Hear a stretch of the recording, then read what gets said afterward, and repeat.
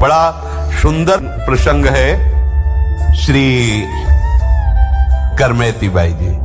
ऐसा स्वरूप है प्रभु की आसक्ति का, इनका आश्चर्य होता है। ऐसा तो केवल भगवत अवतारी महापुरुषों में ही प्रेम होता है। कैसा समर्पण प्रभु के प्रति, कैसा त्याग। और ये हुआ है भगवत चर्चा श्रवण से। शेखावत राजा की पुरोहित श्री परशुराम जी की पुत्री थी। इनका निवास स्थान खंडेला राजस्थान।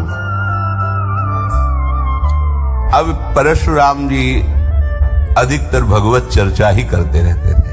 भगवत नाम कीर्तन, भगवत चर्चा का प्रभाव होता है। अब प्रगट भी उन्हीं से हुई और बचपन से बैठ करके भगवत चर्चा सुनती रही। कैसे कोई बच पाएगा? भगवत चर्चा नियम से सुने और महाभागवत के घर में जन्म हुआ, कैसे कोई बिना भक्ति के रह सकता है? उनके हृदय में चर्चा सुनते सुनते एक बात बैठ गई बाल्यावस्था में कि प्रभु श्याम सुंदर ही अपने जीवन साथी हैं और तो सब मायाकृत है। पर क्या है कि लोक व्यवहार का, समाज में जीने का बड़े बड़े विद्वान आदर करते हैं। कैसे जिया? ठीक है, वो अंदर का भाव, पर बाहर से तो पहले क्या था कि हमारी पुत्री पवित्र रहे और इसका जीवन पवित्रता पूर्वक निर्वाह हो, इसलिए यौवन अवस्था के आने के पहले ही ब्याह कर दिया जाता था। ब्याह हो के वो ससुराल नहीं जाती थी, माता पिता के पास ही रहती थी। अभी किशोर अवस्था की तरफ पदार्पण हुआ और ब्याह हो गया, निश्चित हो गया तुम्हारा पति ब्याह। अब अपने मन को एक सही रास्ते पर, सही दिशा पे चलाना है। पति पत्नी का संयोग नहीं, वो जब यौवन अवस्था के 18-20 इस पे गौना होगा, पर ब्याह 10-12 इतने पे ही हो जाता था, क्योंकि वो पवित्र बनी रहे, उसकी मन की धरा एक धर्म पूर्वक चले, ऐसी पहली मर्यादा थी। ऐसा ही करमेती बाई के साथ हुआ। ब्याह तो पहले ही हो गया, पर अब जब ये 16 वर्ष की हुई तो इनके गवने का संबंध, ससुराल भेजने के लिए, तो उनके ससुराल पक्ष के लोग आए।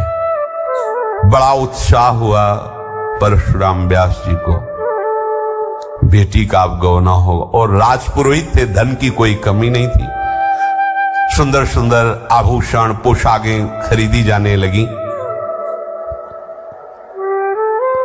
जब इनकी ये बात पता चली कि कल ससुराल चली जाएंगे, ये भगवत कथा जो आज बचपन से लेकर अभी तक सुनती रही, ये छूट जाएगी। उनको पता था ससुराल पक्ष में एक बार भी रामकृष्ण हरि नहीं बोला जाता, वहां कोई भगत नहीं, बस वही संसारिकता है। कैसे जीऊंगी? प्रभु की चर्चा नहीं। ये व्यास जी चर्चा करते थे, इसलिए संतों का आगमन होता रहता था, तो दिन भर भगवत चर्चा चलती थी। परशुराम जी चर्चा बंद किए तो संतजन परस्पर चर्चा कर रहे। बच्चेपन से सुनती रही। अनुराग इतना श्री कृष्ण से बढ़ गया था कि अब चर्चा के बिना जी नहीं सकती। बावरो सुरस में फिरे खोजत नेह की बात, बावरा पंचा कोई प्यारे की बस बात सुनाता रहे। ये प्रेमी जन ही जानते हैं। अब उनके हृदय में इतनी पीड़ा हुई कि कथा छूट जाएगी, भक्ति छूट जाएगी, क्योंकि अभक्त के घर जाना होगा, वहां किसी भी तरह की भक्ति नहीं। अब क्या करूं? शरीर तो स्त्री शरीर है, जाना ही पड़ेगा। अगर भाव भजन भक्ति नष्ट हो रही तो ऐसा जीवन किस काम का? और ऐसा पति आजु किशोर सुघर सो लागे, रूप विवश पति पागे, काली बुढ़ाए होए जर जर तन, झगरत मोह न त्यागे।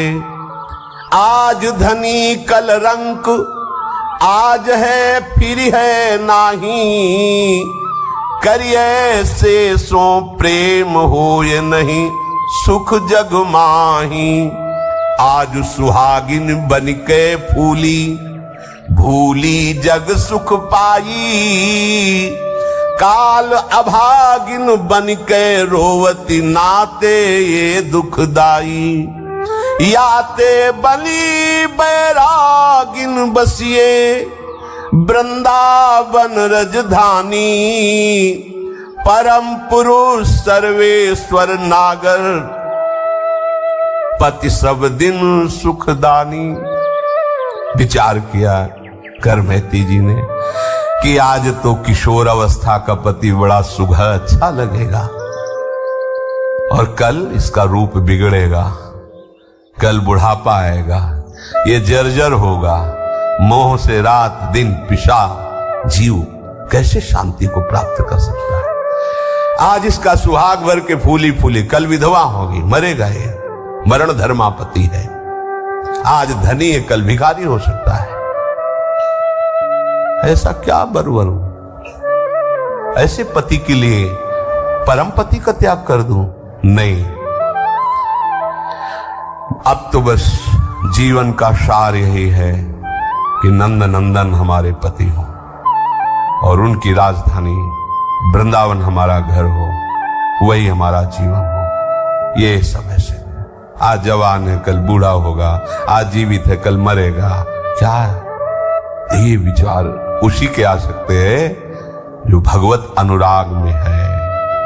भगवत चर्चा सुनते सुनते प्रभु में ऐसा अनुराग हो गया कि ये परमहंसों की सोच है, ये गृहस्थों की सोच नहीं है, ये किसी स्त्री की सोच नहीं है, ये भगवत प्रेमी महात्मा की सोच है, किसी दूसरे जी। ये मीरा जी की सोच है जो करमेती जी के अंदर है। ऐसे बर को क्या बरू, जो जन्मे मर जाए, क्या इसको। करमेती जी ने विचार किया, ये जन्म मरण, द्वंद, दुख सुख, संपत्ति विपत्ति, कर्म काल, ये घर परिवार पति पुत्र, ये स्वर्ग नरक, ये सब माया का प्रपंच है। ये सत्य नहीं है, मोह मूल है, ये परमार्थ नहीं है। इसका त्याग करके निरंतर प्रभु के चिंतन में लगे रहना, यही जीवन की सार्थकता है। वो मन में अपने श्याम सुंदर को बिठा करके सुंदर अर्चना वंदना अर्थात मानसिक सेवा में भी तन्मय हो जाती थी। मन और बुद्धि का जब प्रभु में समर्पण हो जाता है, फिर उसकी एक भी वृत्ति ऐसी नहीं रहती जिससे वो संसार का पोषण कर सके। एक भी वृत्ति नहीं रहती। भगवत इच्छा से शरीर चलता रहता है, पर उसकी वृत्ति नहीं रहती, संसार के लायक नहीं रहती। वो ऐसी अवस्था को प्राप्त हो जाता है। माता पिता के मन में तो बड़ी प्रसन्नता है, लेकिन करमेती जी के हृदय में भारी क्षोभ हुआ। सुबह जाना है, पर वो सोच भारी, कहा कीजिए बिचारी, हाड़ चाम सो सवारी, देह रति के न काम की। ताते देवों त्यागी, मन सोवे जन जागी, अरे मिटे उर्दाग एक साची प्रीति श्याम की। लाज कौन काज जो पे चाहे ब्रजराज सुत, बड़ोई अकाज जो पे करे सुधी धाम की। जानी भोर गौनो होत शानी अनुराग, रंग संग एक वही चली भीजी मति बाम की। अब तो सुबह जाना ही है ससुराल। विचार में डूब गई, हमें क्या करना चाहिए। ये हड्डी और चमड़े से ढका हुआ ये शरीर बिना भगवत साक्षात्कार के छूट गया तो किस काम का रहा मनुष्य शरीर प्राप्त करना। इस शरीर को ही त्याग देना चाहिए। अगर प्रभु से विमुक्ता हुई तो मैं कैसे जी पाऊंगी। बहुत विचार आने लगे, क्या करूं। अरे मन तू जाग, सो मत, अब मत सो। ये बहुत ऊंची स्थिति की बात है। हाँ, ये चर्चा सुन के भाग पड़े घर से, ऐसे नहीं। स्थिति होनी चाहिए। बिना स्थिति के लिए मनमानी आचरण भ्रष्ट कर देगा, ध्यान रखना। लौकिक हाड़ चाम का पति नहीं, अब तो श्री कृष्ण दिव्य बपू। अभी तक कहीं कोई संसार के सुख का संयोग नहीं है। बाल्यावस्था से भगवत चर्चा सुनते हुए भगवत अनुराग में स्थित है। हृदय में निश्चय कर लिया, अब हमारे जीवन का उद्देश्य केवल श्री कृष्ण है। करमैती जी का निश्चय पूर्ण हुआ। भाग चलो, ऐसा ही होता है। भागो भागो इस संसार से, प्रभु के अनुराग में डूबो। ये भगवत कृपा से ही होता है, ये सिखाने पढ़ाने से नहीं होता। ये सिखाने पढ़ाने से मरकट वैराग्य होता है। बाबा जी बन गए अनुकूलता के लिए, भोगों के लिए, और जहां प्रतिकूलता आई तो ये लो अपनी लकुट कमरिया बहुत है नाच, फिर मनमानी आचरण। ये मार्ग ऐसों का नहीं है, ये प्राणों की बलिहार करके चला जाता है। अब हर कष्ट हमारे लिए सुंदर सुंदर सुख सामग्री होगा। हर विपत्ति, हर अपमान, निंदा, तिरस्कार, ये हमारी पूजा होगी। हम इस मार्ग में इन्हें पूजा की तरह स्वीकार, जैसे लोगों की पूजा होती है सुख पूर्वक सहते, ऐसे ही सुख पूर्वक अपमान, निंदा, सब कष्ट सहेंगे, पर हम अपने इस प्रेम के पथ से कभी डिगेंगे नहीं। प्रेम पंथ अति कठिन है, सबको निभात नाई। ये सबके वश की बात नहीं, सब कोई कर सकता है, पर भगवत आश्रय और इतना दृढ़ कि बस अभी प्राण चले जाएं तो कोई परवाह नहीं, ऐसी स्थिति। करमैती जी ने देखा कि सब सो गए, आधी रात का समय है। माता पिता को मन से प्रणाम किया और श्री कृष्ण के याद करके आंसू बहाते हुए घर से निकल पड़ी। वाह बहादुर, यह है बहादुर, इसे बहादुरी कहते हैं। पति के मिलन की सुबह वेला है, संसारिक सुखों की भरमार है क्योंकि राजपुरोहित है, नवीन अवस्था है, स्त्री शरीर है, ये बहादुर चल पड़े। अब तो जो कुछ हो नंद नंदन के सिवा, प्रभु के सिवा हमारा कोई नहीं। मैं चली री तहां जहां मोहन मुरली, मधुर मधुर धुनी बाजरी, जमुना पुलिन सुभग वृंदावन, मोहन मदन बिराजरी। कैसा सुख होता है जब उपासक एकमात्र भगवान का आश्रय लेकर सारे संबंधों को तृण की तरह तोड़कर जब कदम बढ़ाता है। सच्ची सच्ची भगवान ऐसे गोद में ले लेते हैं उसे। केवल भगवान ही उसकी बात को जानते हैं और वो केवल भगवान की कृपा को ही समझ पाएगा, दूसरा नहीं समझ पाएगा। मैं चली री तहां, कैसा अनुभव हो रहा होगा जब अर्धरात्रि का समय है, सारे संबंधों को तोड़कर अभी तक घर के बाहर नहीं निकली थी, जानती नहीं वृंदावन कहाँ है, कहाँ क्या संसार का स्वरूप है। नंद नंदन को हृदय में रखकर चलो वृंदावन। मैं चली री तहां जहां मोहन, वो उपासक कह रहे हैं उस समय की स्थिति को सोचो जरा। सारे सुख एक तरफ है, सारे संबंध एक तरफ हैं, जानती नहीं वृंदावन किस दिशा में है, कहां है, अभी तक बाहर ही नहीं निकली। राजपुरोहित की पुत्री है, अर्थात राजकुमारी की तरह पोषण हुआ है, सारे सुखों को तिलांजलि देकर। हाँ, नारी मुई घर संपत्ति नासी, मोड़ मुड़ाए भय सन्यासी, ये तो बात अलग है। विपत्तियां हैं, बड़ी समस्याएं हैं, चलो एक मार्ग है, बाबा जी बन जाते हैं, खाने पीने की मौज रहेगी, कोई मेहनत नहीं करना, बड़ा मस्ती, चार प्रणाम करेंगे, ये सब। ये इन पथिकों का मार्ग है जिन्होंने ब्रह्मादिक के भोगों को भी ठुकरा दिया। मृत्यु लोक के भोगों की क्या बात, अपने प्यारे के लिए जिन्होंने जीवन न्यौछावर कर दिया। मैं चली री तहां जहां मोहन मुरली, मधुर मधुर धुनि बाजेरी, जमुना पुलिन सुभग वृंदावन, मोहन मदन बिराजेरी, सजन नील घन श्याम बरन तन, लसत दामिनी छाजेरी, मोर मुकुट की शोभा बरनो, इंद्रधनुष दुति लाजेरी। ये शो अभी चली है, कदम निकाला, देख लो श्याम सुंदर बस गए मानस पटल में। कोई उनके लिए कदम निकाले और फिर वो सिक्का साथ न दे, ऐसा नहीं होता, चल दिए। उन्होंने कदम उधर निकाला और वृंदावन बिहारी उनके मानस पटल पर, आ चल मेरी रूप माधुरी ले चलेगी तुझे मेरे धाम।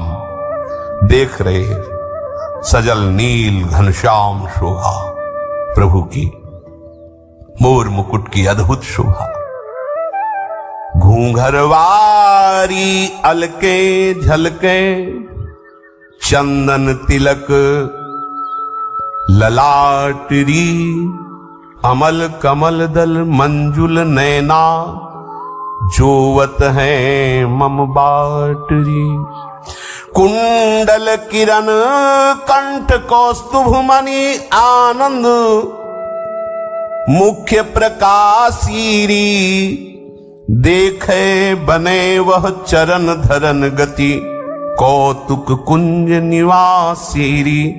एक खास बात इसमें कह रहे, अमल कमल दल मंजुल नैना, जोवत है मम बाटरी। प्रभु ऐसे देख रहे मानो आज तक आपका इंतजार करता रहा, आप आ रहे हो, स्वागत है आपका, मेरा रास्ता देख रहे। अगर आप प्रभु के लिए रास्ता देख रहे हो तो प्रभु आपका रास्ता देख, कि आप एक कदम निकाल के तो देखो मेरे लिए, मैं तुम्हारे साथ हूं। सुंदर प्रभु की शोभा, जाको मन मिली रहो कृष्ण सो, ताकि अकथ कहानी री, कहे भगवान हित राम राय प्रभु, सुमिरन मांझ समानीरी। प्रभु के ध्यान में उनकी रूप माधुरी का पान करते हुए घर से निकल पड़े। श्याम सुंदर की भावना, उनकी मधुर मूर्ति का दर्शन करते हुए आधी रात को घर से निकले। मन में तरह तरह के प्रेम तरंगे उठ रहे हैं, वृंदावन जाऊंगी, प्रभु मिलेंगे, जब मिलेंगे तो दौड़कर उनके गले से लग जाऊंगी। वो जब हमारे गले से लगे, हाँ कितना आनंद अनुभव होगा। अखिल लोक चूड़ामणि भगवान मुझे गले से लगाए, हम उनके चरणों में लिपट जाए। एकदम सामने वो रूप है और ये प्रेम तरंगे और कदम बाहर निकल। देखो ये किसी साधना से नहीं होता, आश्रय से। एकदम प्रभु के भरोसे कदम निकले तो प्रभु छा गए। ये बात है।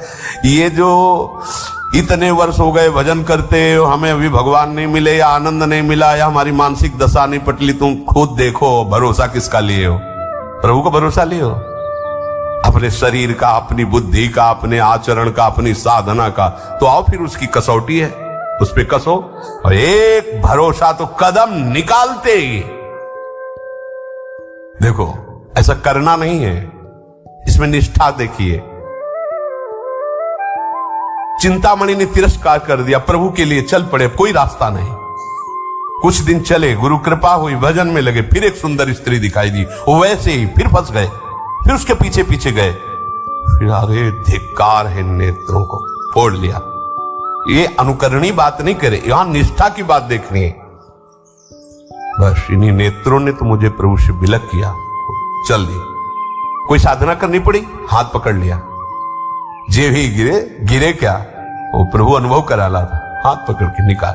और वो विचार करें, इतना लंबा हाथ किसका हो सकता है जो मुझे कुएं से निकाल ले हाथ पकड़ के? अजान बाहु तो भगवान ही हो सकते। अब वो ऐसे पकड़ने कोई भगवान छुड़ा लिए? हाँ, बोले ठीक है छुड़ा लो। हाथ छुड़ा करके तो तुम जा सकते हो, नौ किशोर हो, मेरी इतनी सामर्थ्य का है। पर हम तुमको भी कह रहे हैं कि तुम मेरे हृदय से निकल के दिखाओ तो तुम्हें फिर हम जाने बड़े बलवान हो तुम। हाँ, ये बात छुड़ाए जात हो निबल जाने, हृदय ते तब जाओ तो तुम्हें सबल सराओ, तुम्हें तब मानू बलवान जब निकल जाओ हृदय से। अब आज ये स्थिति हृदय में श्याम सुंदर बसे हैं, प्रेम तरंगों में कदम बढ़ते चले जा रहे हैं। वृंदावन की किधर है कुछ पता ले, वही ले जा रहे हैं। आंखें फोड़ ली, हाथ पकड़ के वृंदावन ले जा रहे हैं। भाव में ठाकुर जी बसे, ले जा रहे हैं। कभी वृंदावन नहीं गई, कभी कोई रास्ता नहीं जानती, नगर का रास्ता नहीं जानती। राजकुमारी की तरह पालकी में चलने वाली राजपुरोहित की पुत्री हैं। अब प्रातः काल इनका नियम था, जब ये शैया से उठती थी तो प्रभु के मधुर नामों का उच्चारण करती। ये भक्तों का स्वभाव होता है। जैसे विभीषण जी उठे तो प्रभु का नाम कीर्तन, हनुमान जी को पता चल गए वहां भागवत है, क्योंकि उठते ही नाम उच्चारण करना ये महाभागवत का लक्षण होता है। कोई आवाज ही कमरे से नहीं आई। उनकी मां का नियम था, जैसे कुछ लोगों के अलार्म की घंटी की आवाज से नेत्र खुलते, उनकी मां के नेत्र खुलते थे करमेती बाई के नाम कीर्तन से। आज नाम कीर्तन ही नहीं। सोचा रिश्ते नातेदार आए, शायद वो विलंब से सोई होंगी। वहां कमरे में गई तो करमेती बाई नहीं। अब तो हलचल हुई हृदय में कि रिश्ते नातेदार, अब पूरी खोज पूरे घर में नहीं। हाहाकार मच गया। करमेती कहां गई पता नहीं।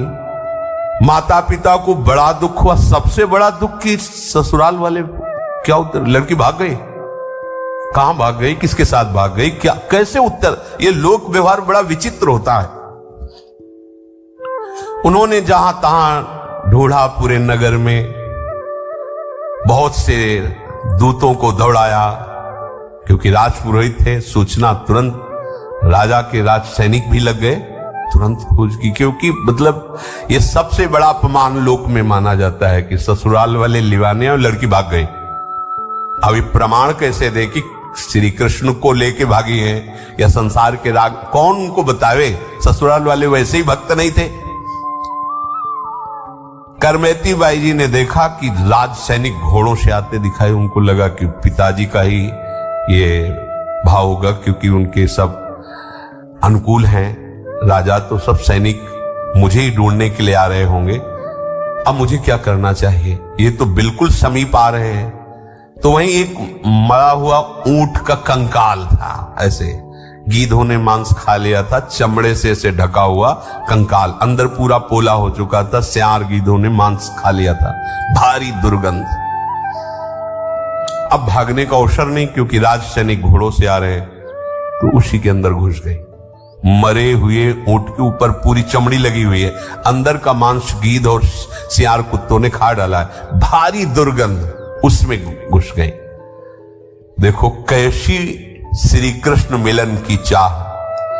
भारी दुर्गंध में भी उनको कोई परेशानी नहीं, लेकिन संसार की सुगंध नहीं चाहिए, संसार की सुख नहीं चाहिए। वो सड़ी दुर्गंध भी उनको बहुत अच्छी लगी। हृदय में जब प्रभु का मिलन का, प्रभु के चिंतन का सतत भाव रहता है तो नरक भी नरक नहीं रहता, वो परमानंदमय हो जाता है। विषयों से कितनी घृणा हो जाती है भक्त को कि यद्यपि ऐसी स्थिति में एक मिनट भी रुकना मुश्किल, आसपास कि उसके अंदर घुस करके प्रेमोन्मत्तता देखो। अभी बालिका ही कही जा सकती, 16 वर्ष की अवस्था है, इतनी भारी दुर्गंध में वो बैठी है। ये भगवान की भक्ति का प्रभाव होता है कि विष भी अमृत बन जाता है, आग भी चंदन की तरह शीतल हो जाती है। और यहां दुर्गंध में उनको जानते हो क्यों दुर्गंध नहीं लगी, क्योंकि मानस पटल पर श्री कृष्ण और घ्राणेंद्री श्री कृष्ण की सुगंध में मतवाली है, बिल्कुल दुर्गंध नहीं आ रही, आराम से उसके अंदर छुपी बैठी। 3 दिन 3 रात्रि ऊंट के खोल में, क्योंकि बराबर कर्मचारी जो राजकीय हैं वो खोज रहे हैं, अगर कहीं भागी तो पकड़ी जाएंगी। 3 दिन 3 रात, गजब की बात है। उस भारी दुर्गंध अंदर, अच्छा वहां कोई खोज नहीं सकता, कोई सोच भी नहीं सकता कि इसके अंदर करमेती वायु, कैसे कोई उसे, वहां तो आसपास कोई नहीं जाएगा, भारी दुर्गंध है। बीते 3 दिन वा करंक ही में संक नहीं, बंक प्रीति रीति ये कैसे करी गाइए। आयो को संग ताही संग गंग तीर आई, तहां सो अनहाई दे भूषण बन आइए। ढूंढत परशुराम पिता मधुपुरी आए, पतेले बताए जाए माथुर मिलाइए। सघन विपिन ब्रह्म कुंड पर बर एक, चढ़ी करी देखी भूमि असुआ भिजाइए। करमेती जी ऊंट के कंकाल में 3 दिन 3 रात व्यतीत की, भूख प्यास दुर्गंध सबसे। यहां क्या हालत है अपनी, प्रभु को क्षण क्षण में आदेश करते रहते हैं, ये व्यवस्था, ये व्यवस्था, ये अनुकूलता, वो प्रतिकूलता। क्या हमारी भक्ति है। महापुरुषों के चरित्र सुनने से अहंकार का चकनाचूर हो जाना निश्चित है। भक्त चरित्र यही, अहंकार को मिटाने के लिए भक्त संग, भक्त वाणी, भक्त चरित्र, दूसरा कोई उपाय नहीं। इनकी संगति रहते। अब क्या भक्ति अपनी इन महापुरुषों के आगे, देखो क्या भक्ति। जैसे हम पहाड़ के नीचे खड़े हो ऐसे देखे तब लगेगा हम कि ऐसे ही हमें लगता है हम बहुत लंबे चौड़े हैं, और जब हम पहाड़ के नीचे खड़े होते तब क्या लगता है, अरे हम क्या, ये पहाड़ हैं भक्ति के। 3 दिन 3 रात न खाना न पीना, भारी दुर्गंध में श्री कृष्ण अनुराग, श्री कृष्ण मिलन के लिए। यद्यपि हम लोगों ने इससे भी ज्यादा कष्ट सहा है। मां के गर्भ में 9 महीने जहां मलमूत्र और सब गंदे पदार्थों के बीच में रहे, पर हमको भान नहीं हो रहा। 9 महीने रहे, सब कोई रहे, कहां रहे अच्छे से पता है, पर वो माया के द्वारा विस्मृति है उस दुख की। फिर हम नया गर्भ बनाने की चेष्टा कर रहे हैं, ऐसे कर्म कर रहे हैं, फिर हमें पता नहीं किस योनि की मां के गर्भ में जाना पड़ेगा। सुअर कुत्ता क्या बनेंगे, होश ठिकाने कर लो। यहां का कोई कष्ट नहीं है यदि भजन हो रहा है। भजन नहीं हुआ तो यहां का सम्राट सुख भी सुख नहीं, वो दुख है, एक क्षण में सब मिटिया मेट हो जाने वाला है। अभी प्राण निकले क्या, सब धरा का धरा रह जाएगा। ऊंट के कंकाल में ही 3 दिन 3 रात व्यतीत हो गए। जरा भी दुख नहीं, जरा भी घृणा नहीं, जरा भी शंका नहीं, जरा भी शिकायत नहीं प्रभु से। क्यों? बोले ये प्रीति की बाकी रीति है। प्रेमी कभी अपने प्रीतम पर दोष दर्शन थोड़ी करता है। हम तो निकली आपके नाम पर, मुझे यहां रुकना पड़ रहा है ऊंट के ऐसे सड़े दुर्गंध युक्त उसके पेट में। कैसे कोई वर्णन कर सकता है इस बाकी रीति का, प्रेम की। 4थे दिन ऊंट के कंकाल से निकली, क्योंकि बराबर से ढूंढते ढूंढते हार गए। उसी समय वहीं से एक तीर्थ यात्रियों का दल निकला, नाम कीर्तन करते हुए, बड़ा सुख मिला, उनके पीछे पीछे लग गए। वो गंगा स्नान के लिए जा रहे थे। शोरों में गंगा जी विराजमान, उनके साथ वहां गई, गंगा स्नान किया।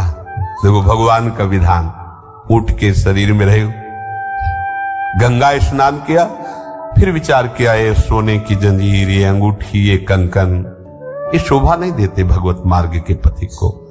तो वही जो ब्राह्मण आदि तीर्थ पुरोहित होते हैं, उन्हीं को सब आभूषण जो कीमती सब उतार करके दे दिए। तहां से अनहाइदय भूषण बनाए। कैसे? वृंदावन में अब कोई श्रृंगार नहीं, जो भी सांसारिक कीमती वस्तुएं थी वहां तीर्थ पुरोहित को दे दिया। अब परशुराम जी ने विचार किया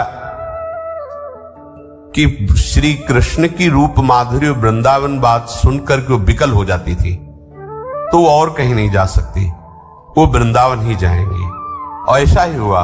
गंगा स्नान करके वहां से पूछते हुए वृंदावन धाम की उन्होंने यात्रा की।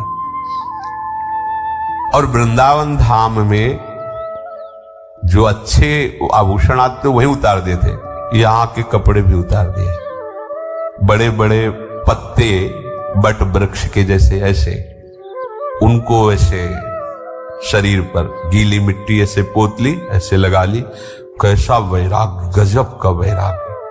पत्ते से ऐसे शरीर के स्थानों को ढक करके रात दिन भजन में लगे। वृंदावन का उस समय वास अत्यंत दुर्लभ वास, क्योंकि सिंह, भेड़िया, चीते, मच्छर, सांप, बिच्छू, ये सब। अब आज तो आधुनिकता का बहुत कुछ नहीं, कहीं कोई बिजली, ये सब रोड, ये सब नहीं। बाहरी लोगों का तो यहाँ आना ही नहीं। जो भगवत प्रेमी हैं वही कोई कदम रख सकते थे, नहीं। वृंदावन केवल उन महापुरुषों के लिए था जो प्रिया प्रीतम के अनुराग रंग में छके हुए हैं, जिनके बस कर करवा कामरी कांधे में कुंजन माही बसे हो। ये तो अत्यंत दुर्लभ रहनी है। व्यास जी ने, परशुराम जी ने विचार किया वृंदावन ही गई होंगी। वहां से आए और मथुरा में किसी चौबे ब्राह्मण के यहां रुके। वहां पता लगाया तो उनका, हाँ, कुछ दिन से चर्चा में है कि एक नौ युवती वृंदावन में आई हुई है और बड़े वैराग्य से रह रही है। तो उनका वो हमारी बेटी ही होगी। चल, अब वृंदावन में ऐसे खोजना थोड़ी था कि ऐसे, तो वो पेड़ों पर उनके साथ आए और पेड़ों पर ऊपर चढ़ करके दूर दूर तक देखते। ऐसे नहीं घूम सकते थे आप, सघन वृक्षावली। जिस समय सब आचार्य कोटि के मां, या ऐसा नहीं कि साधारण पुरुष आ सके कि आप मनोरंजन, चलो वृंदावन घूम जाते, ऐसा नहीं था। कोई प्राण समर्पित करने वाला ही आता था यहाँ। और ये भी आए मथुरा के पंडा को लेकर, तो एक वृक्ष में चढ़ गए, दूर दूर तक देख लिया, फिर किसी ऊंचे वृक्ष पे चढ़ गए। ऐसे नहीं कि आप ऐसे ढूंढ लो, ऐसे घूम लो। तो एक वट वृक्ष के ऊपर चढ़े तो दिखाई दिया रज पोते हुए पूरे शरीर में ब्रह्म कुंड पर करमेती जी ध्यानस्थ विराजमान है। और ऐसा ध्यान कि आंख मुंदी हुई, आंखों से अश्रु बह रहा है। वहां की भूमि भींग गई, इतने आंसू। यहां दो चार बूंद आंसू गिर जाए तो अपने को हम प्रेमी छपवाना चाहते हैं। वहां दशा क्या है, कितना कठोर जीवन। ये आंखों से अश्रुओं की धार बह रही, भूमि गीली हो गई। देखो इसमें वर्णन किया है कि देखी भूमि अश्रुआ भिजाइए। ऊपर से देख रहे हैं बट वृक्ष से, वहां की भूमि गीली सामने की दिखाई दे रही। इतना श्री कृष्ण प्रेम में अश्रु प्रवाह हो रहा है। ये रंग जी के मंदिर के निकट है ब्रह्म कुंड। ये प्राचीन तीर्थ है। वत्सहरण के बाद ब्रह्मा जी ने यहीं प्रभु की स्तुति की थी, प्रदक्षिणा की, नमस्कार किया।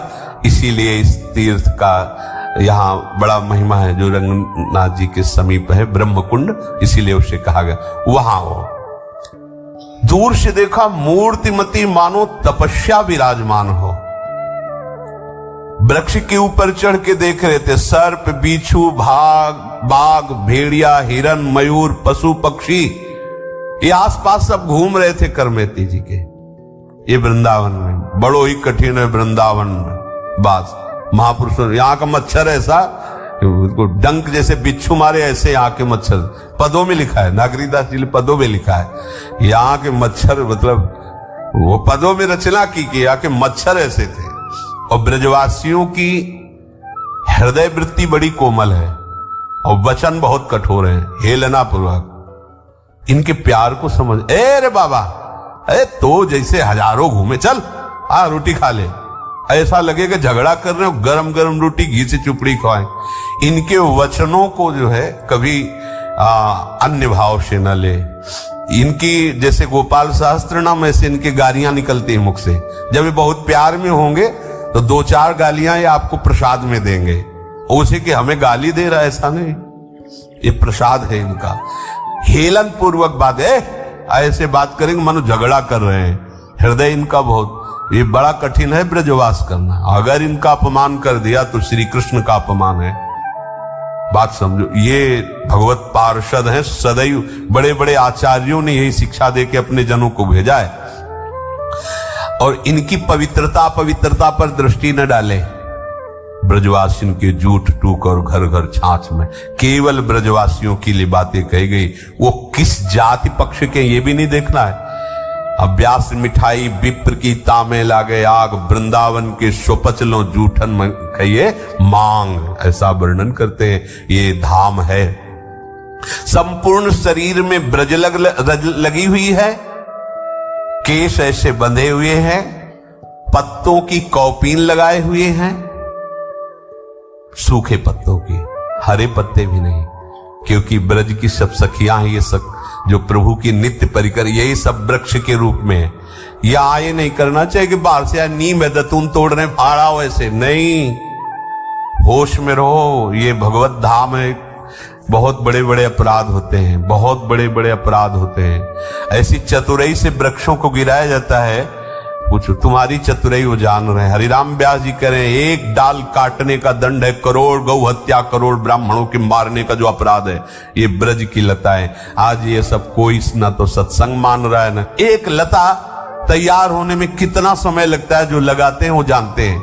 40-40, 50-50 वर्ष होते हैं तब जाकर वो अच्छा एक वृक्ष रूप धारण करते हैं, और चंद रुपए लगाकर उस वृक्ष की पहले धज्जियां उड़ा दी, काट के फेंक दिया, नाश कर दिया।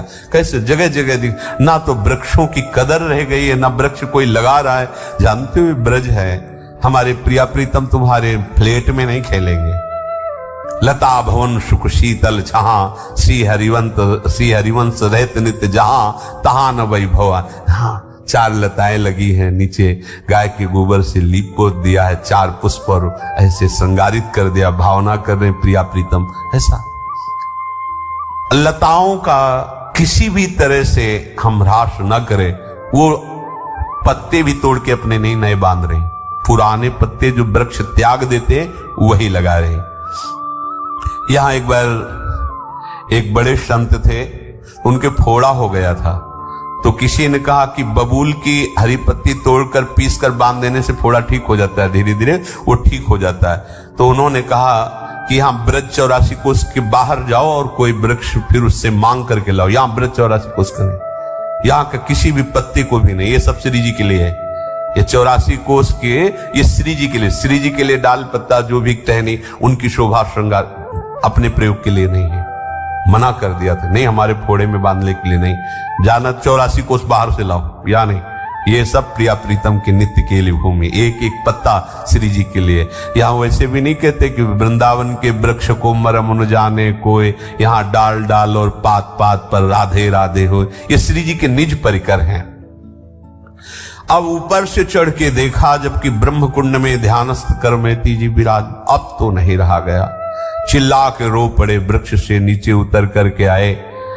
पहले तो थोड़ी देर बैठे रहे कि शायद आंखें खुले, जब देखा आंखें नहीं खुले तो लिपट गए चरणों में। बहुत बड़े विद्वान भी हैं, भक्त भी हैं, पर भक्त की चरम अवस्था करमेती भाई की है। देखो, एक टीस तो है, तुम बिटिया हो के ऐसा कर दिए, भाग गई हमारी तो नाक कटवा ली तुमने। ससुराल के लोग सब आए थे, गांव के, भाग गई लड़की। ये लोक में होता है ना, लोक में मतलब ये जो लोक व्यवहार है ये बड़ों को ग्रसित कर लेता है, बड़ों को। देखो इतने बड़े विद्वान हैं, इन्हीं की कृपा से, इन्हीं के संग से उसके अंदर ऐसी प्रेममयी भक्ति जागृत हुई जो बेटी है। लेकिन पिता सब कुछ जानते हुए भी लोक का इतना प्रभाव है कि यद्यपि भक्ति को जानते हैं, भाव को जानते, तभी तो चरणों में गिरे, पर कह रहे तुमने बहुत हमारी नाक कटवा दी। सब जो राजपुरोहित थे, हमारी धाक थी, हमारे को 4 लोग दंडवत करते थे, अब 4 लोग बातें करते, नाक कटवा दी तुमने। उतरी के आए, रोए पाए लपटाए गयो, कटी मेरी नाक जगमुख ना दिखाइए। चलो गृहवास करो, लोक उपहास मिटे, सासु घर जाओ मत सेवा चित लाइए। को सिंह व्याघ्र अजू बपु को विनाश करे, त्रास मेरे होत फिरी मृतक जीवाइए। बोली कही सांच बिनु भक्ति तन ऐसो जानो, जो पे जियो चाहो करो प्रीति जस गाइए। करमेती जी के पिता बट वृक्ष से उतर कर आए और करमेती जी के चरणों में लिपट गए। उन्होंने आंख खोली, देखा पिता। बोली बेटी ऐसे छिप कर भाग आना, तुम्हारा तुम जानते हो मुंह दिखाने लायक नहीं रहे। जिधर से इन्हीं की बेटी भाग गई, नाक कटवा ली आपने, मैं मुख दिखाने योग्य नहीं रह गया। एक बार चलो तुम, संसार में मेरी हंसी हो रही, मेरी निंदा हो रही, तुम चलोगी तो शांत हो जाएगी। ससुराल मत जाना, घर में रहकर, घर में ठाकुर सेवा है, खूब ठाकुर सेवा करो, भजन करो। और बात समझो, ये वन है, कोई बाघ सिंह तुम्हारे शरीर को नष्ट कर सकता है। मुझे इस बात का बड़ा डर लग रहा है। सासू के यहां मत जाना, ससुराल मत जाना, हमारे यहां ही रहना, अपने घर में रहना, ठाकुर जी का भजन करना, पर यहां से चलो। तुम्हारी मां तो ऐसा लग रहा है नहीं जाओगी तो मर ही जाएगी, जीवन दान दो उनको, चलो। करमेती जी ने कहा पिताजी सत्य कहा, सत्य कहा। जिसका प्रभु से अपनापन नहीं है तो उसकी तो नाक कटी गई है, उसकी नाक है कहां? वो तो जीवित मुर्दे के समान, जिन हरि भगत हृदय ने यानी जीवित सौ समान थे। वो मुंह दिखाने लायक भी नहीं जिसके हृदय में भगवत प्रेम नहीं। वो समझते थे कि बेटी है, हमारे उपदेश का आप प्रभाव पड़ेगा। नहीं नहीं, अब तो ऐसा रंग चढ़ गया, अब किसी का और रंग, इस श्याम सुंदर का रंग जिसके ऊपर चढ़ गया फिर कोई रंग नहीं चढ़ता। वैसे भी कारी कांवर पर कोई दूसरा रंग अपना प्रभाव नहीं दिखा पाता। आप जीवन चाहते हैं तो मैं जो कहती हूं करो, प्रभु का यशगान, प्रभु का नाम कीर्तन, ये बात छोड़ो आप ऐसे भक्त होकर कि संसार में अब हम मुंह दिखाने लायक नहीं रहे। हृदय में जब प्रभु से अपनापन हो जाता है तो ठीक उत्तर देने में कोई भक्त कहीं भी नहीं हिचकिचाता। हिरण्यकश्यप से नहीं हिचकिचा रहे, 5 वर्ष के बालक है प्रहलाद जी। परशुराम जी कह रहे हैं कि मैं राजा का पुरोहित हूं, इतनी भारी प्रतिष्ठा समाज में है और तुम यहां भाग के चले आई हो, जानती हो हमारी क्या दशा हो गई है। किसके लिए रो रहे हैं? किसके लिए रो रहे हैं? बड़े विद्वान है, भगत है, किसके लिए रो रहे हैं? प्रतिष्ठा के लिए रो रहे हैं। मतलब आप देखो, जैसे घर परिवार के लोग होते हैं, आप बहुत सुख सुविधा सब दो तो फिर वो पूछते हैं, देखो तुम ठीक से रहा करो, अगर तुम्हें कुछ हो गया तो हमारा क्या होगा। सूक्ष्मता से बात पकड़ना। देखो इनको, बहुत विद्वान हैं, भगत हैं, महापुरुष, हमारी प्रतिष्ठा धूल धूसरित हो गई। किसके लिए रो रहे हैं? किसके लिए पैर पड़ रहे हैं? बेटी आज मैं निहाल हो गया तुम्हारी जैसी बेटी पाके, क्योंकि शास्त्र का ज्ञान इनको है। तुम भगवान की ऐसी भक्ता, अब मुझे कोई परवाह नहीं, पर तुम्हारे शरीर को इस स्थिति में देखकर मुझे कष्ट हो रहा है कि तुम्हारे शरीर को ऐसी पीड़ा ना, कितनी सुकुमारता से पली, तो थोड़ी बात समझ में आवे कि चलो एक भी शब्द, भय दिखा रहे कि व्याघ्र सिंह हो सब तुम्हें खा जाएंगे, चलो तुम्हारी माता जीवित हो जाएगी, हमारी इज्जत बच जाएगी। यही हाल संसार का है, यही हाल है। कहीं तुम कटी नाक, कटे जो पे होए को। करवेती जी का तुम्हारी नाक है ही नहीं तो कटी। कह रही है यही बात खास, ये बहुत गंभीर विषय है, गंभीर बात है। कह रहे तुम कह रहे हो नाक कट गई, तुम्हारी तो नाक ही नहीं थी तो कटी क्या? नाक जानते कैसे कहते? भगवान के प्रेम को नाक कहते, तुम्हारे है ही नहीं भगवत प्रेम, तुम्हें तो नाक कट गई। बुद्धि बड़ी, चतुराई बड़ी, सुख सुंदरता तन सो लपटी है।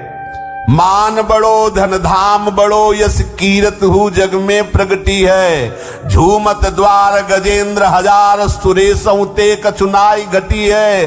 तुलसी का राम स्नेह बिना, मानो सुंदर नारी की नाक कटी है। अगर भक्ति नहीं है तो नक कटा तो वैसे ही हो, तुम्हारी नाक ही नहीं तो क्या तुम्हारी नाक कटेगी।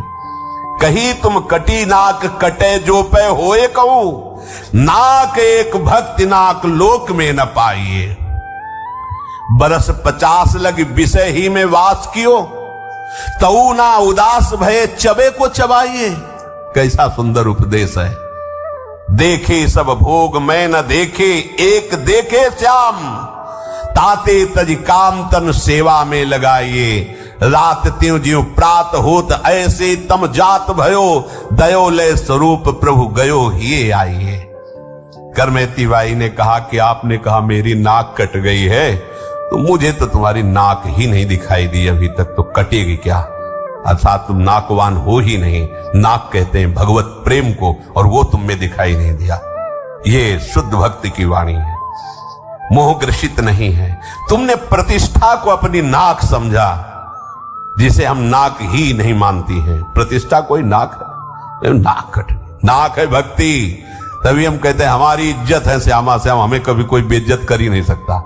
हमारी इज्जत शरीर थोड़ी है, हमारी इज्जत ईमान प्रतिष्ठा थोड़ी है। ये तो आज है, कल निंदा होगी पक्का।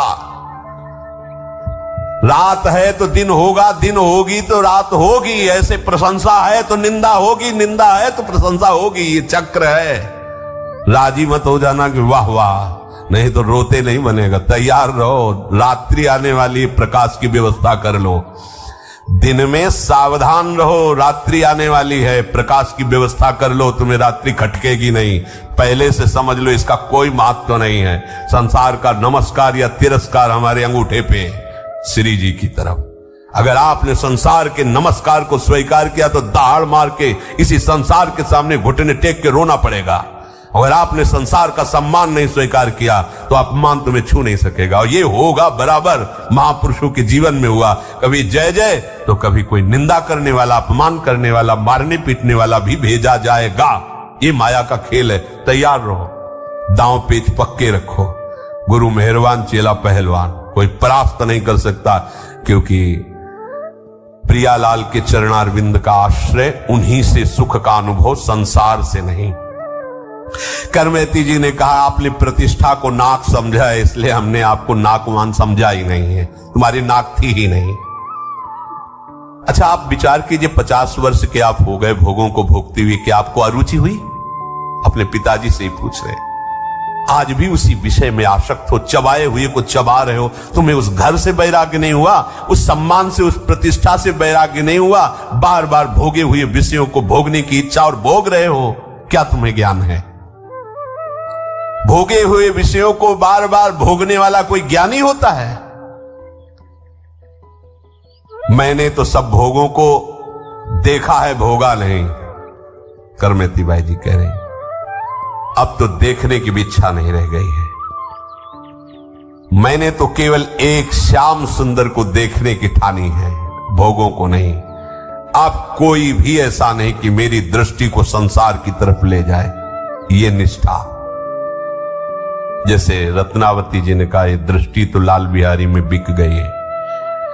प्रणाम कर रहे होंगे तो लालजू को कर रहे हैं, अब ये दृष्टि नहीं।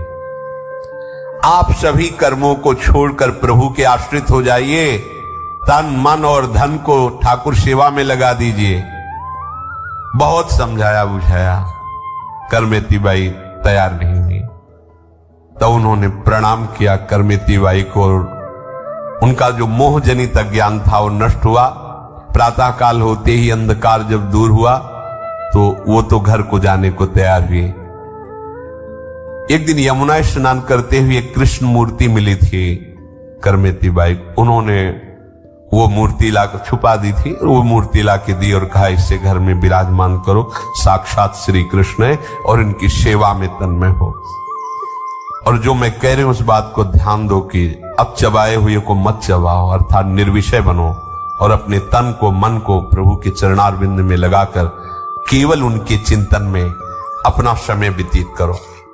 उनके अंदर भी वैसा ही वो मूर्ति प्राप्त करके जे हुई सेवा में लगे तो करमेती बाई के दर्शन और उनकी कृपा से उनकी चित्त वृत्ति का मोह नष्ट हो गया, जो संसार की तरफ अब वो तन्मय होने लगे। राज दरबार नहीं जाना, किसी से बात नहीं करना, आठों पैर प्रभु की सेवा में रहना। राजा ने जब प्रार्थना करवाई तो उन्होंने कहा अब एक दरबार हमें मिल गया है, अब हम दूसरे के दरबार में नहीं जा सकते। वहीं से सब चलता था, साफ जवाब दे दिया। इतनी हिम्मत भक्त की ही होती है, दूसरे की नहीं होती। तो राजा नाराज नहीं हुआ, वो स्वयं चल के आया। और जब देखा सेवा में मगन है, साष्टांग प्रणाम किया और कहा आपको कभी दरबार आने की जरूरत नहीं, समय से सेवा यहां पहुंच जाया करेगी। करमेती बाई प्रभु श्री कृष्ण का चिंतन करते हुए अपने शरीर का वृंदावन में ही त्याग किया और नित्य सेवा में पहुंच। मैया सक्त मना पात, ये भगवत आसक्ति, ऐसा भक्त समस्त योगियों में, ज्ञानियों में, तपस्वियों में, कर्मकांडियों में सर्वश्रेष्ठ है, जो केवल प्रभु से प्यार करता है, केवल प्रभु के लिए जीता है, केवल प्रभु का भरोसा है। यहां केवल शब्द पर, अनन्यता पर ध्यान दीजिए। एकमात्र बहुत से जन्म अपने मनमानी में व्यतीत कर दिए, अब जितना बचा है उतना दे दो प्रभु को, ईमानदारी से दे दो। देख लो ना, ये भी खेल के देख लो, अलग अलग जुआ खेले हो, कभी पत्नी में पूरा जीवन, कभी धन में, कभी किसी नशा में, कभी और गंदे आचरणों, कई जन्म ऐसे चले गए हैं। एक जन्म, जितनी अवस्था अब आपकी है, जितनी में भी आप सुन रहे हो, इसे केवल प्रभु की अनन्यता में समर्पित कर दो, निहाल हो जाओगे। देखो भगवान प्रारंभ में सत्संग कि अगर वो अंतिम समय भगवत स्मरण नहीं बनता तो मैं उसका, मतलब मेरी तो बात बन गई। अपने लोगों को सोचना है मेरी बात बन गई, अब तो भगवत आश्रय ही हमारा जीवन है। और ये तभी माना जाएगा आप भगवत आश्रित हो जब केवल प्रभु का चिंतन, प्रभु का नाम, प्रभु का रूप, प्रभु की लीला, प्रभु का गुण, प्रभु के धाम, ये जीवन की परम सार्थकता है। शेष चर्चा आगे। श्री राधा वल्लभ लाल।